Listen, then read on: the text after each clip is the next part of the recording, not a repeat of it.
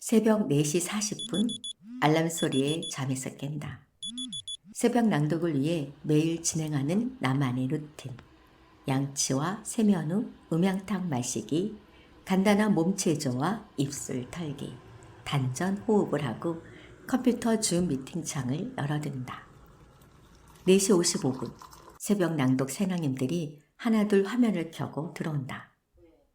굿모닝. 오늘도 새벽 낭독 시작합니다. 누군가는 매일 새벽에 일어나서 목소리가 나오냐고 물어본다. 힘들지 않냐고. 매일 녹음하고 영상 올리는 거 누가 알아주냐고. 낭독에는 묘한 중독성이 있다. 나에게 낭독은 쉼이요, 명상이요, 대화이며 소통이다. 매일 낭독을 통해 나는 성장하고 있다. 낭독은 사전적 의미로 책을 소리내어 읽는 행위다. 말 그대로 책 읽기다. 하지만 낭독은 단순 책 읽기에서 벗어난다. 처음으로 낭독의 맛을 알게 된 것은 낭독 봉사를 통해서였다. 시각장애인 복지관에서 낭독 봉사자를 위한 교육이 열렸고 그곳에서 송정희 성우님을 만났다. 앞이 보이지 않는 시각장애인에게 책을 소리내어 잘 전달하면 되는 것으로 생각했는데 그게 아니었다. 송정희 성우님을 통해 낭독에 대해 배우게 되고 녹음 봉사가 결코 쉬운 일이 아님을 알게 되었다. 낭독 봉사를 통해 낭독의 맛을 알게 되니 더 깊이 있는 목소리의 울림을 배우고 싶었다. 그렇게 운명처럼 다시 서혜정 낭독연구소 현 수파자 낭독에서 송정희 성우님을 다시 만나게 되었다. 전문가반을 수료하고 오디오북 완성반을 거쳐 오디오북 오디션에 선발이 되었다.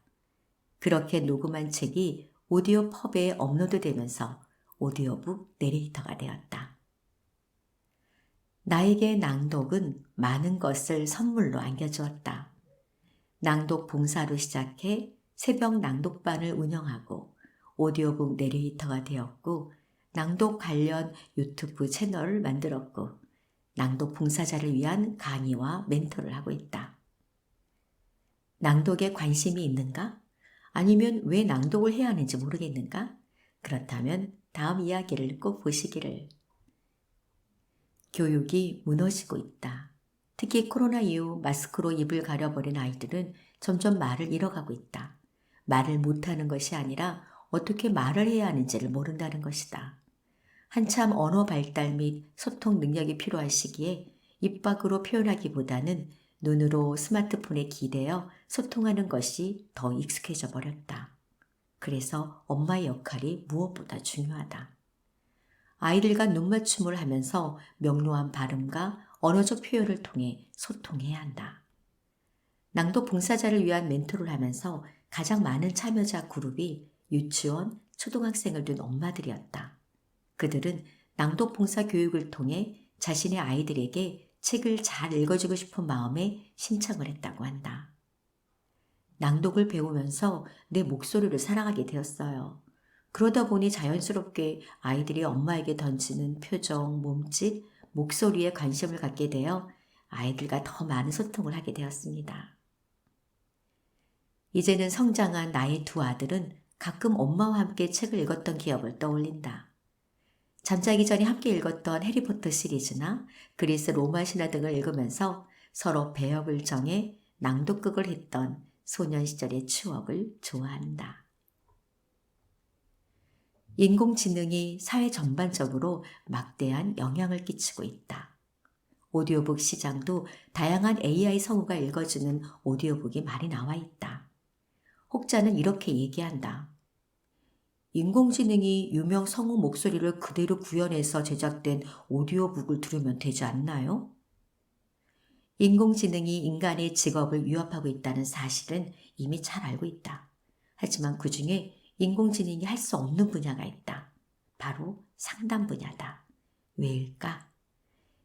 인간의 정신 건강은 인공지능이 완전히 파악할 수 없는 복잡성을 가지고 있기 때문이다.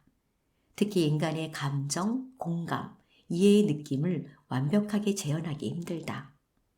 상대방이 느끼는 기분의 미묘한 변화를 인식하고 무엇보다 진정한 인간적 유대감을 제공할 수 없기 때문이다. 하지만 인공지능의 빠른 습득력과 높은 지능은 일부 대체도 가능할 것이다. 오디오북 시장에서도 우리가 들으면 알만한 유명 성우의 목소리를 그대로 가져온 AI 성우가 뜨고 있기 때문이다. 인공지능 음성 합성 기술은 오디오북 제작 과정에서 비용과 시간을 절감하는 데 도움이 되고 있다. 또한 다양한 목소리의 변화가 가능하기 때문에 오디오북 전문 성우의 역할을 대체할 수 있다. 하지만 아직은 인공지능 오디오북은 주로 자기계발서나 참고서, 시험 문제 공부를 위한 분야에서 활용하는 데 주로 이용하고 있다. 인공지능이 충분히 오디오북을 녹음할 수 있지만 사람이 오디오북 낭독을 담당하는 이유에는 여러 가지가 있다. 감정 전달. 사람의 목소리는 감정을 전달하고 표현하는 데 뛰어나다. 오디오북은 독자들에게 이야기를 전달하는 것이 가장 중요한데 사람의 낭독은 캐릭터의 감정이나 상황을 더욱 생생하게 전달할 수 있기 때문이다. 낭독의 흐름과 강세 조절. 인공지능은 포즈에 대한 개념이 희박하다. 프로그램되어 있는 부분으로 띄어 읽기를 하기 때문에 문장의 흐름이 자연스럽지 않다. 낭독은 쉼의 문학이다. 읽는 도중에 강조해야 할 부분이나 문장의 구조를 적절히 파악하여 듣는 이에게 더 많은 부분을 전달할 수 있고 더불어 감동의 느낌도 다르게 다가갈 수 있다. 문장의 해석과 의도 파악. 똑같은 느낌의 오디오북이 아니라 오디오북 내레이터에 따라 표현되는 문장의 느낌은 다를 수밖에 없다. 사람만이 느낄 수 있는 독특한 매력을 부여할 수 있는 장점이 있다. 낭독을 왜 해야 할까? 처음 영상을 시작하면서 낭독은 소리내어 책을 읽는 것이라고 했다. 요즘 누가 책을 읽는가? 유튜브 영상에서 요약 영상을 보면 되는 거 아닌가? 하지만 유튜버가 영상을 잘 전달하기 위해 낭독을 배우고 있다는 것을 알고 있는가? 왜 낭독을 배울까? 한동안 스피치 교습소가 유행한 적이 있다. 말 잘하는 방법을 알려주는 곳인데 남들 앞에서 제대로 의사표현을 못하는 사람들에게 지하철에서 자기소개를 시킨다던가 일부러 창피를 줘서 마음을 단단하게 하는 등 여러 부작용들이 있었다. 낭독은 자신의 목소리를 아는 것에서부터 출발이다. 그래서 자신의 목소리를 녹음해서 들어보라고 한다. 내 목소리를 사랑하는 것이 중요하기 때문이다. 처음 낭독을 배우면서 녹음된 내 목소리에 기겁을 했다. 녹음된 목소리가 전혀 나같지 않았기 때문이다. 그래서 자연스럽게 목소리 훈련법에 관심을 가지게 되었고 발성과 발음 훈련을 통해 좋은 목소리가 나올 수 있는 것을 배우고 깨닫게 되면서 내 목소리를 좋아하게 되었다. 무엇보다 책을 낭독하면서 작가가 전하고자 하는 감성을 오롯이 느끼게 되었고 자연스럽게 독서의 즐거움을 깨닫게 되었다. 세상에는 똑같은 얼굴이 없듯이 똑같은 목소리가 없다. 자신의 얼굴은 매일 단장하고 가꾸면서 왜 아름다운 보석이 될 원석의 목소리에는 관심을 가지지 않는가? 서혜정 성우님의 유명한 어록을 소개한다. 아름다운 목소리는 아름다운 세상을 만듭니다.